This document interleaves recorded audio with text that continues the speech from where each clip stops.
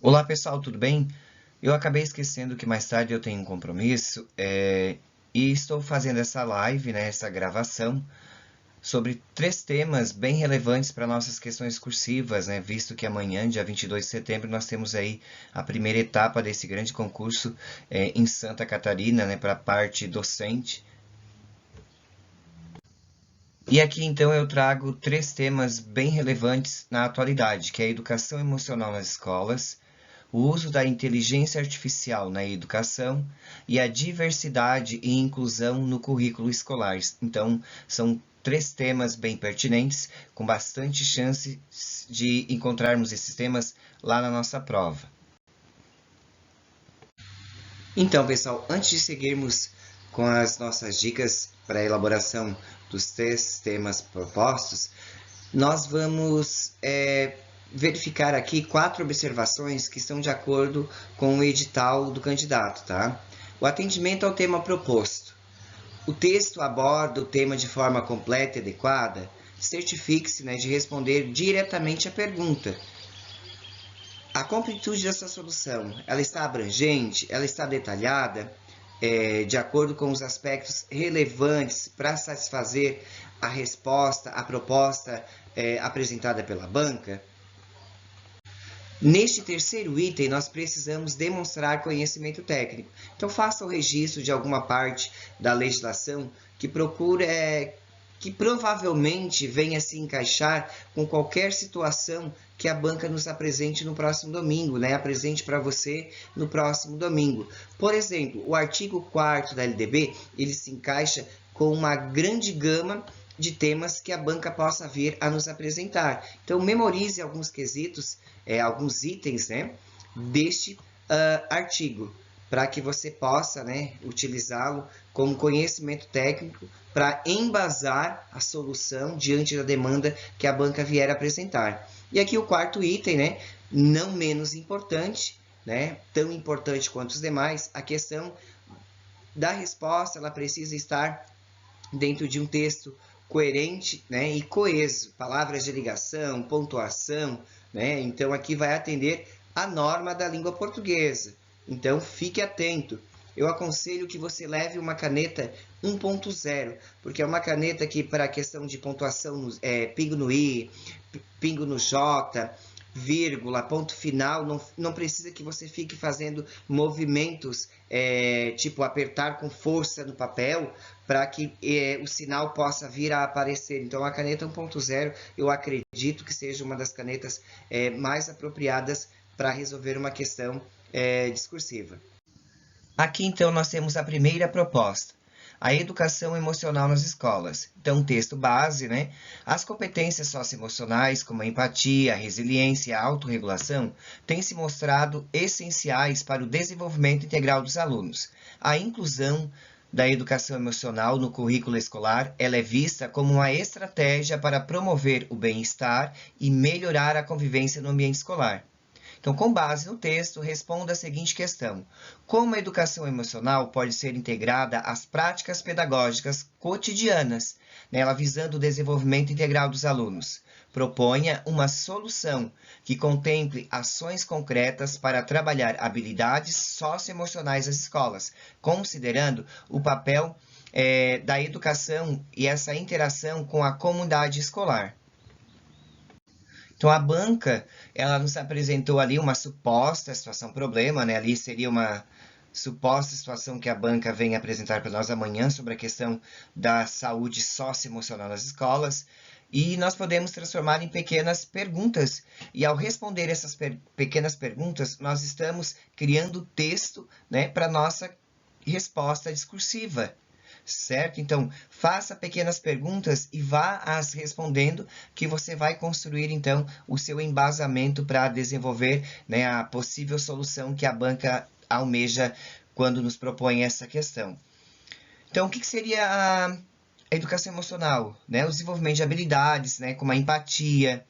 O que isso vai melhorar na escola, né? A melhorar a interação social, certo? Nós podemos fazer isso através de atividades dirigidas, é, a criação de projetos, né? Quem sabe convidar um psicólogo para vir à escola, já que nós não temos um profissional específico dentro da escola para essa questão, mas nós podemos convidar um pessoal de fora, né? Um psicólogo que venha palestrar, quem sabe criar um projeto incluindo essa pessoa e a escola possa ir desenvolvendo ao longo do ano letivo, ou de um trimestre, de um mês, né? Estabelecer períodos. Como é que eu posso fazer isso? Garantindo a formação efetiva dos nossos docentes, certo? Quem seriam os envolvidos para esse nosso projeto? Os pais, os próprios alunos, né? Toda essa comunidade escolar para a realização e a eficácia desse projeto. Como é que nós poderíamos avaliar essa prática? Né? Por exemplo, procurando trazer feedback, tanto dos alunos, né, esse retorno, né, feedback é uma palavra estrangeira, trazer esse retorno dos alunos através de pesquisas, através de questionários, para saber a eficácia, como é que está o andamento desse projeto. Não basta, né, só aplicar um determinado projeto, tem que fazer o acompanhamento para saber os possíveis retornos e as possíveis melhoras que nós precisamos fazer dentro desses projetos. Isso aí nós podemos referenciar dentro da BNCC, né, que ela visa, quando nós criamos esse tipo de projeto, nós estamos desenvolvendo o aluno na sua integralidade. Quando a BNCC fala na educação integral, não é só a questão de o aluno estar no período regular e vir no contraturno para atividades extras. A formação integral estabelecida, a proposta pela BNCC, é o desenvolvimento pleno do nosso aluno, do nosso educando.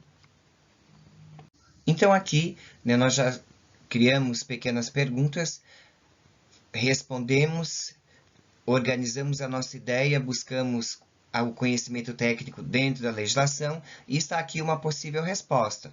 Então, para integrar a educação emocional nas práticas pedagógicas, é crucial adotar um currículo que incorpore habilidades socioemocionais como a empatia, a autorregulação, atividades como discussões dirigidas devem ser incluídas para promover essas competências. Educadores devem receber formação especializada, conforme estabelece a Lei de Diretrizes e Bases da Educação, que prevê a formação contínua de professores para atender às necessidades educacionais dos alunos, a criação de um ambiente acolhedor, como espaços para apoio psicológico, né, que é aquela parte que nós comentávamos, de trazer alguém de fora, né, da escola, já que a escola não conta com esse profissional, talvez não teria os recursos para contratar um profissional, né, para vir fazer uma palestra, mas pode fazer aí parcerias, né? E programas de mentoria, respaldada pela Política Nacional de Educação Especial na perspectiva da educação inclusiva. Envolver a comunidade escolar, incluindo os pais, em eventos sobre suporte emocional e alunos em projetos de habilidades sociais, é essencial. Monitorar o impacto dessas práticas através de indicadores de clima escolar e ajustes conforme necessário. Assegura, então, aí a eficácia contínua da educação emocional. Então, nós vamos apresentar uma solução, né, através de projetos, parcerias, mas nós podemos também mencionar que haverá um monitoramento para verificar, né, continuamente a eficácia desses projetos ou desse projeto. Aqui nós temos o nosso segundo tema, o uso da inteligência artificial, das IAs, né, da IA na educação. Com o avanço da inteligência artificial, surgem novas ferramentas que podem ser aplicadas no processo de ensino ou ao processo de ensino e aprendizagem, desde plataformas personalizadas de aprendizado até assistentes virtuais que auxiliam no desenvolvimento de competências específicas. No entanto, o uso de IA na educação também levanta questões éticas e desafios quanto ao papel do professor e à equidade no acesso a essas tecnologias. Então, com base no cenário, nesse cenário, responda a seguinte questão: de que maneira a inteligência artificial pode ser utilizada como uma ferramenta eficaz para personalizar o aprendizado sem comprometer o papel do professor e a equidade no acesso às tecnologias? Proponha uma solução que integre a IA, a inteligência artificial, ao ambiente escolar de forma equilibrada e responsável. Transformando o comando da nossa questão em pequenas perguntas, vamos criando aí o fermento para a nossa resposta discursiva, né? Como é que a IA pode apoiar o papel do professor sem substituí-lo? Então, o professor pode utilizar a inteligência artificial para tarefas administrativas, para fornecer relatórios sobre o desempenho dos seus alunos. Fazendo isso, o professor vai ter mais tempo para concentrar esse tempo na interação direta com seus alunos. O professor vai ter mais tempo para desenvolver estratégias pedagógicas criativas. Que ferramentas de IA podem personalizar, né? Podem ser utilizadas para personalizar esse aprendizado, atingir o nosso aluno? Nós podemos utilizar, por exemplo, plataformas de jogos, né? Eu vou adaptar o determinado jogo ao nível de conhecimento, ao nível de saber que aquele meu aluno se encontra naquele momento. Então, eu posso fazer um jogo mais difícil, mais fácil, né? De acordo, então, com o nível de conhecimento que o meu aluno se encontra. Como garantir que todos os alunos tenham acesso, né, à questão da tecnologia ligadas à inteligência artificial de maneira equitativa? Garantir, né, uma boa conexão. Quando nós vamos falar a nível de escola, né, garantir aí equipamentos bons, né, fornecer o treinamento adequado, né, para os professores, porque não basta apenas trabalhar por trabalhar. Como que eu vou trabalhar? De que maneira que eu vou utilizar para fins pedagógicos, né? Para que meu aluno se desenvolva o saber, esse tema que eu quero trabalhar com ele naquele momento, utilizando essa ferramenta tão importante. Não dá para dizer que a IA não é uma ferramenta importante, ela é uma aliada, né? Também pode ser uma vilã, se não soubermos a usar ou usá-la de maneira equilibrada, né? De maneira consciente. Qual é a importância, então, para a formação, na formação continuada? Qual é a importância de o professor ter uma capacitação para utilizar a IA? Com uma formação, né, com uma capacitação específica ali contínua, porque as IAs elas estão sempre, né, se modificando, se atualizando, o professor ele vai desenvolver a sua prática pedagógica de maneira eficaz, né? Ele vai tornar o aprendizado mais interativo e mais atrativo, né?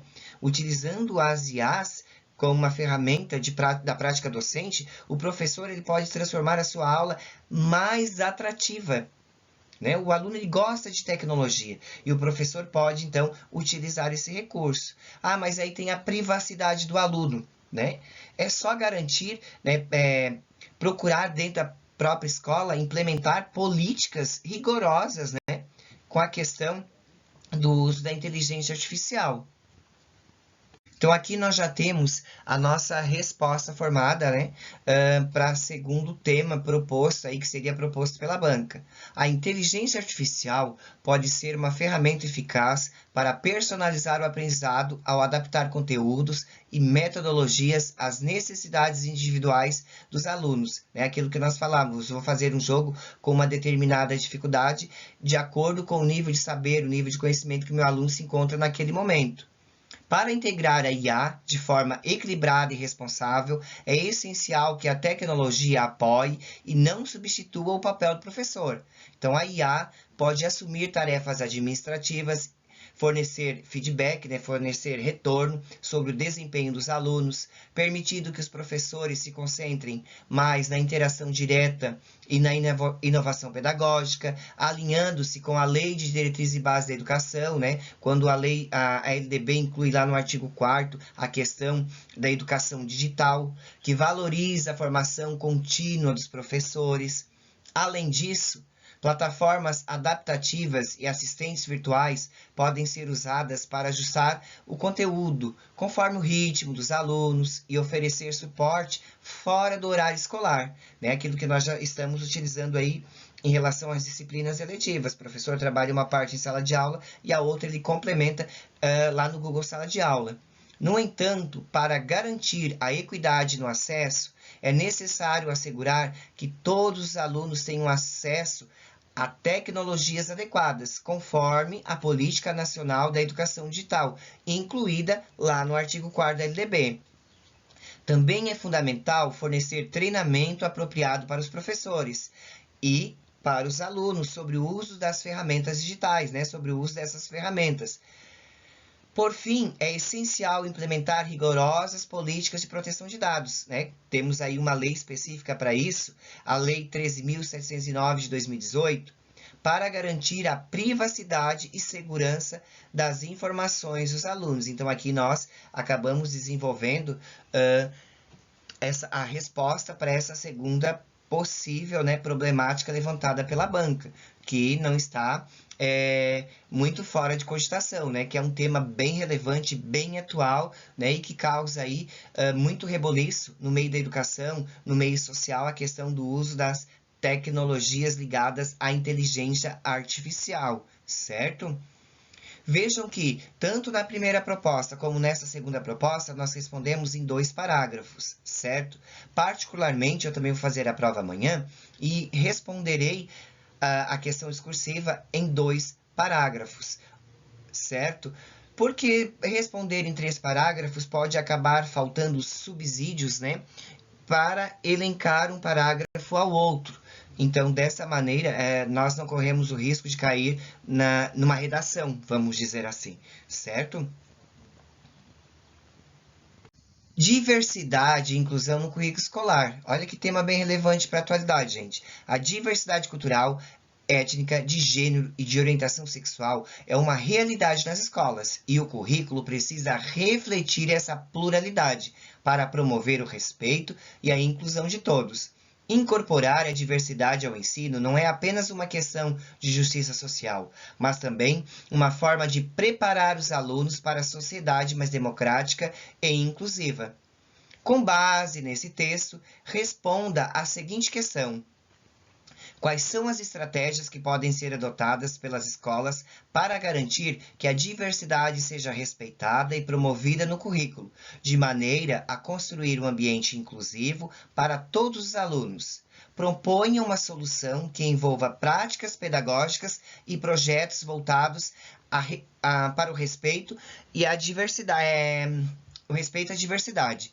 Então, aqui, a nossa problemática está em cima da diversidade relacionada à inclusão, né, desse currículo escolar, e nós vamos precisar desenvolver práticas pedagógicas, né, aliadas a projetos voltados para o respeito à diversidade. Assim como fizemos com as 2 propostas anteriores, transformamos essa última proposta em pequenas questões, né? Pequenos questionamentos. Como o currículo pode refletir a diversidade cultural e étnica? Né? Ele precisa ser revisado, ele precisa ser adaptado para incluir esses novos temas, esses novos conteúdos que abordam essas diferentes culturas, essas diferentes etnias, certo? Que vai de encontro aos PCNs, os Parâmetros Curriculares Nacionais.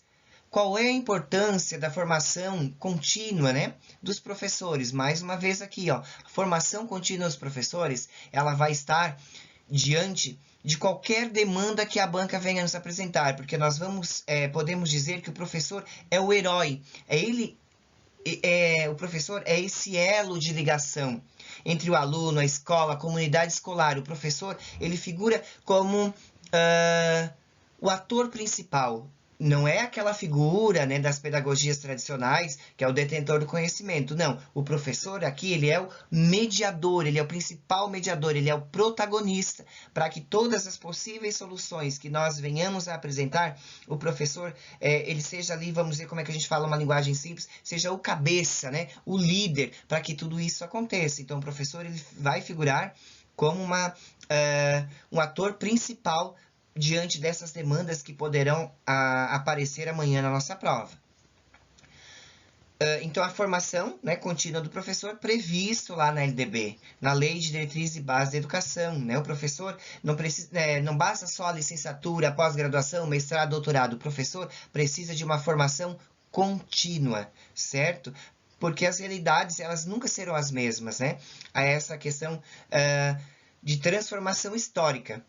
Como criar projetos interdisciplinares que promovam a diversidade? Então, a interdisciplinariedade é um tema muito recorrente da banca FURB, certo? Então, fazer com que as disciplinas conversem entre si vai ser muito legal para promover a diversidade.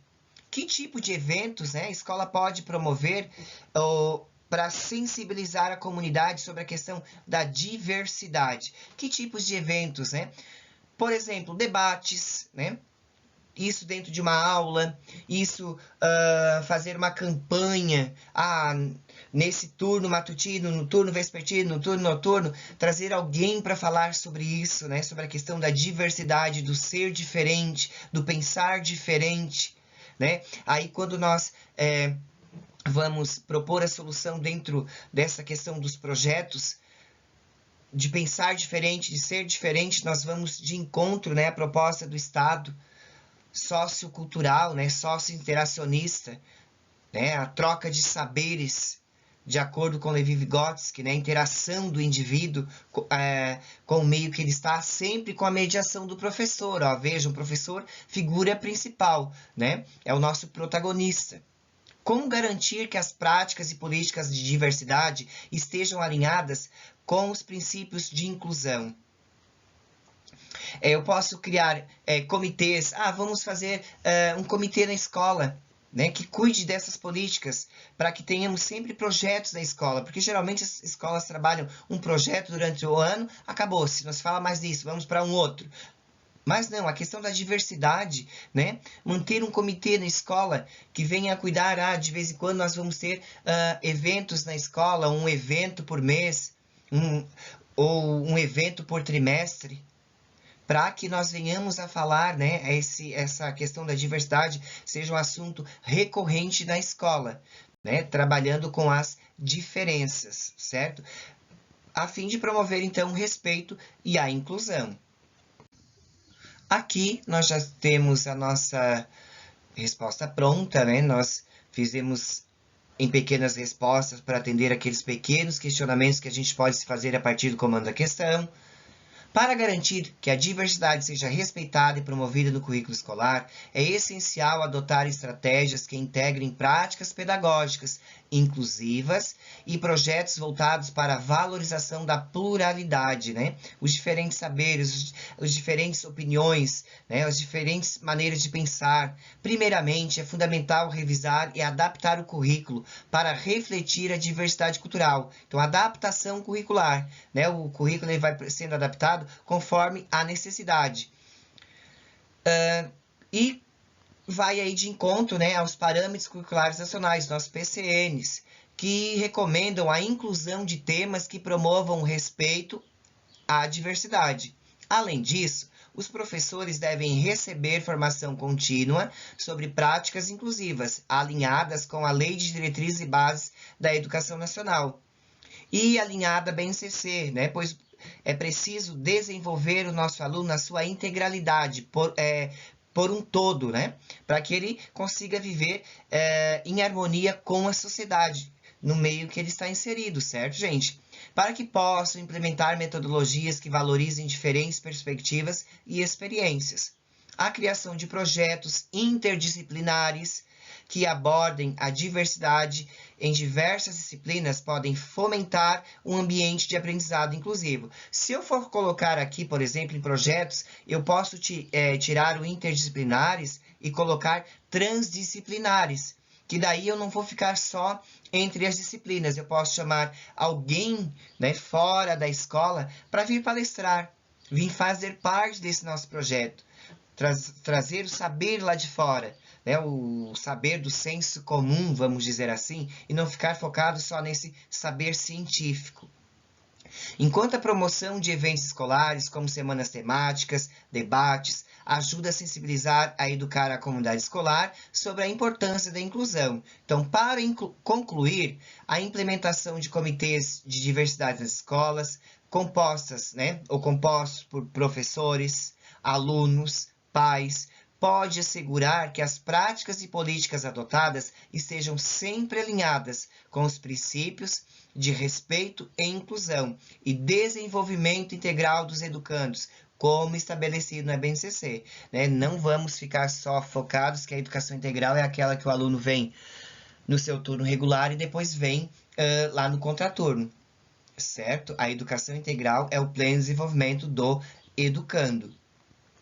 Vocês podem trazer para suas respostas pensadores, né? Paulo Freire, né? O aluno trabalhar aí essa questão da pedagogia libertadora, né? Ser um ser crítico, aquele que tenta mudar a sua realidade. A gente pode trazer para a nossa resposta isso. Paulo Freire, Piaget, né? A questão do desenvolvimento por estágios. Vygotsky, né? Levi Vygotsky, a questão do sócio-interacionismo, questão do desenvolvimento pleno do nosso educando através da interação, né? Dessa troca de saberes, de aprender a respeitar as diferenças, as diversidades, certo, pessoal? Então, pessoal, obrigado, né? Você que ficou até aqui.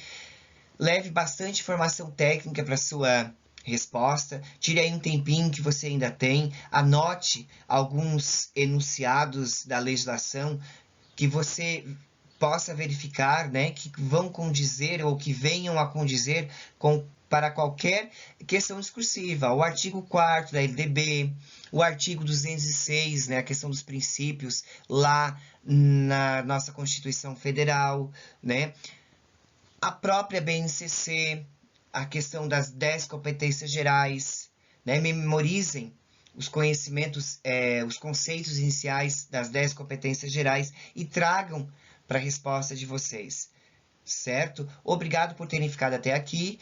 Se vocês puderem se inscrever no canal, eu agradeço. Deixem um joinha, deixem um comentário, mesmo que seja crítico, né? Para que a gente possa estar aí nesse processo contínuo de melhorar o nosso trabalho, né? A nossa didática. E agradeço mais uma vez realmente por estarem aqui assistindo ao meu trabalho. Obrigado, até breve, Deus ilumine a todos, uma boa prova para todos nós, né? É difícil driblar, né, a ansiedade, que nós possamos ter o conforto, a calmaria para fazer uma boa prova. Até breve, obrigado.